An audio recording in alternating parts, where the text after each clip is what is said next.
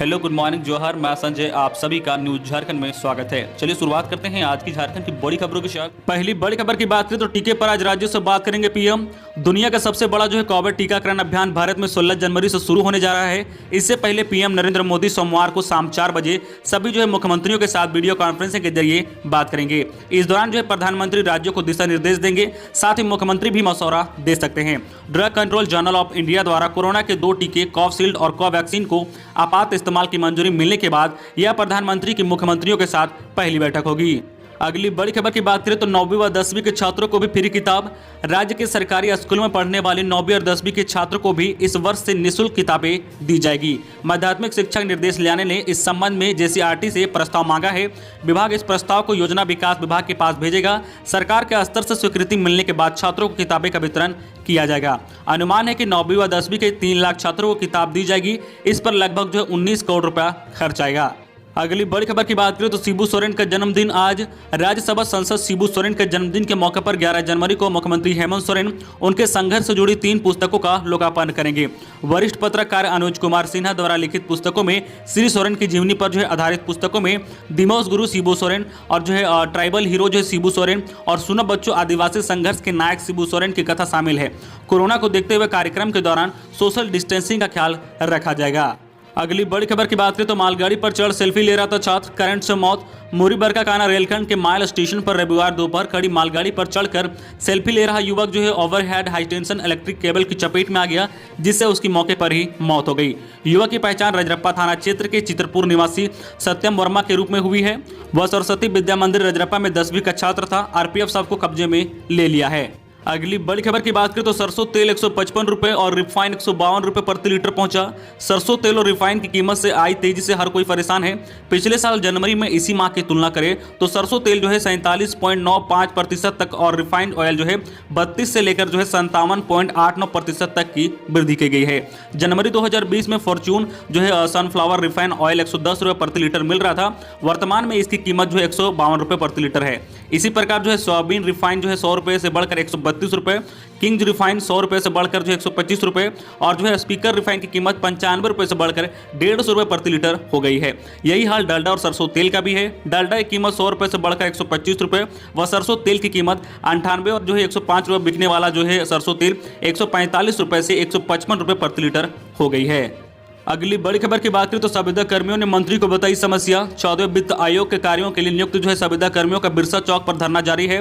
अपने आंदोलन के 13वें दिन कर्मी पेयजल स्वच्छता मंत्री मिथिलेश ठाकुर से मिले तथा उन्हें अपनी समस्या बताई कि उन्हें 15वें वित्त आयोग के कार्यों के लिए नहीं रखा गया तो उनके समक्ष रोजी रोटी की समस्या आ जाएगी, परिवार चलाना मुश्किल हो जाएगा। इसलिए उन्हें 15वें वित्त आयोग में समायोजित करने की दिशा में कार्रवाई हो। मंत्री ने उनके हितों में ध्यान रखते हुए बात कही है। इधर धरना पर बैठे संविदा कर्मियों ने कहा है कि उन्हें अवधि विस्तार देकर काम पर रखा जाए। अगर सरकार 15वें वित्त आयोग के लिए नई नियुक्तियां करती है तो उन्हें परेशानी होगी। कई कर्मी ऐसे हैं जिनकी आयु अधिक हो गई है। अगली बड़ी खबर की बात करें तो पारा शिक्षकों का धरना 17 जनवरी को। एकीकृत पारा शिक्षक संघर्ष मोर्चा की जिला कमेटी की बैठक रविवार को सभी जिले में हुई है। बैठक में 17 जनवरी से शुरू हो रहे चरणबद्ध आंदोलन की तैयारी की समीक्षा की गई।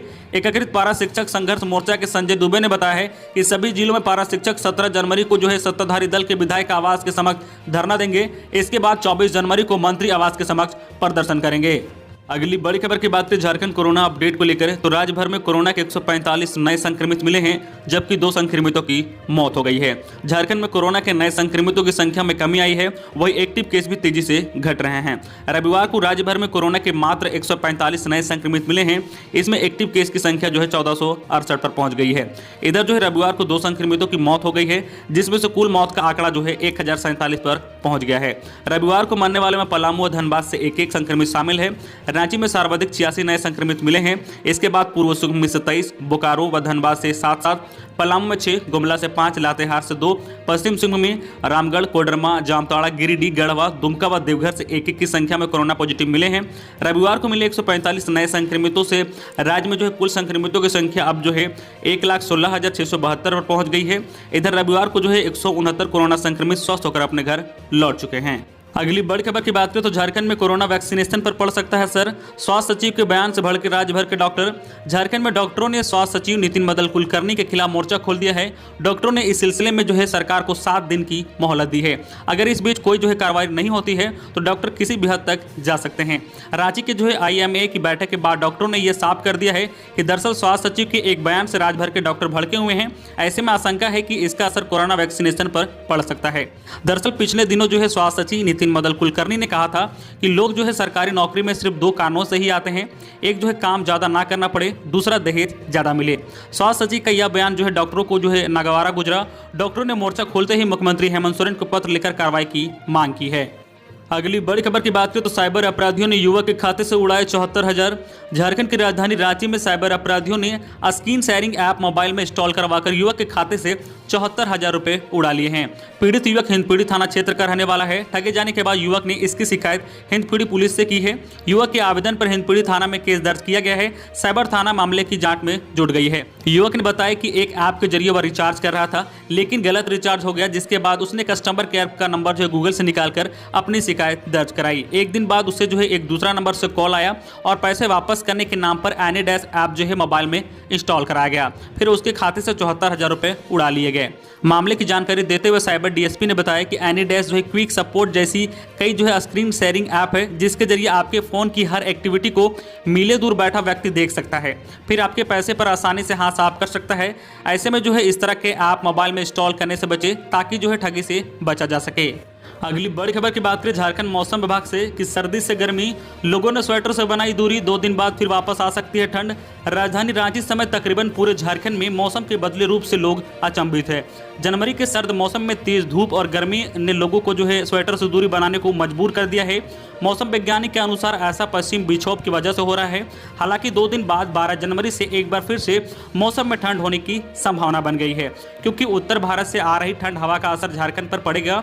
रविवार सुबह भी लोगों ने गर्म मौसम महसूस किया। सुबह 9 बजते ही तीखी धूप से सामना हुआ। मौसम वैज्ञानिक अभिषेक आनंद ने बताया है कि 12 जनवरी से दिन और रात के तापमान में हल्की गिरावट आने की संभावना है, क्योंकि उत्तर भारत से आ रही ठंड हवा का असर झारखंड पर पड़ेगा। इसी वजह से न्यूनतम तापमान में 3 से 4 डिग्री की गिरावट आ सकती है।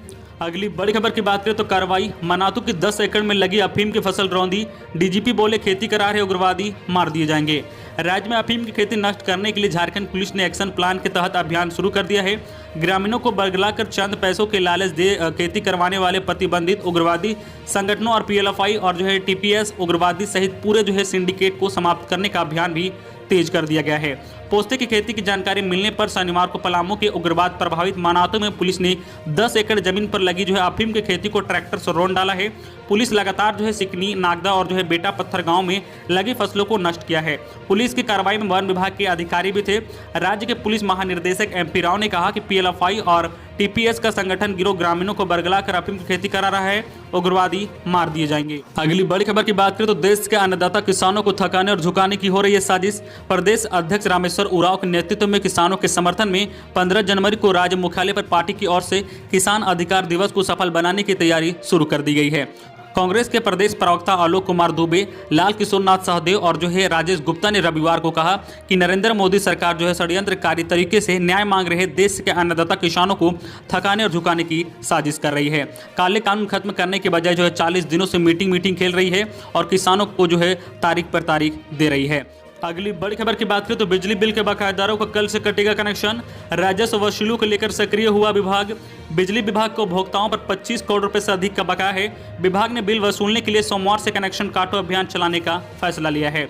सोमवार से कनेक्शन काटो का अभियान चलाया जाएगा। इसे लेकर विभाग ने बाकायदा तेज कर दी है। सभी प्रमंडलों में बिजली काटने के लिए 16 से 22 टीम बनाए गए हैं।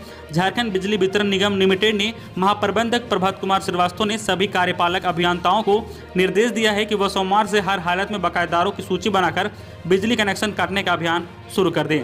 उन्हें निर्देश दिया गया है कि शहरी क्षेत्र में जिन लोगों का बिजली का बिल 10,000 रुपये से अधिक का बकाया है उनका कनेक्शन काट दिया जाएगा। वहीं निजी जिन लोगों का ग्रामीण इलाकों में 5,000 से अधिक का बकाया है उनका भी कनेक्शन काटा जाएगा। अगली बड़ी खबर की बात करें तो रामेश्वर उरांव 12 जनवरी को रामगढ़ में सदस्यता अभियान की करेंगे शुरुआत। झारखंड कांग्रेस की ओर से 10 महीने बाद फिर से एक बार सदस्यता अभियान की शुरुआत की जा रही है। पार्टी के प्रदेश अध्यक्ष रामेश्वर उरांव 12 जनवरी को रामगढ़ में सदस्यता अभियान की शुरुआत करेंगे।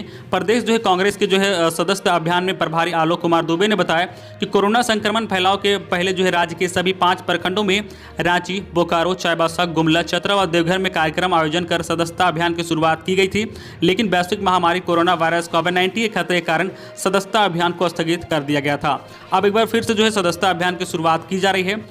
तो ये थी आज की झारखंड की टॉप बड़ी खबरें। इसी तरह जो झारखंड की हर छोटी बड़ी खबर देखने के लिए आप हमारे चैनल न्यूज़ झारखंड चैनल को सब्सक्राइब करके बेल आइकन प्रेस कर दीजिए, जिससे आपको जो है झारखंड की हर छोटी बड़ी खबर का अपडेट अब तक पहुंचता रहे।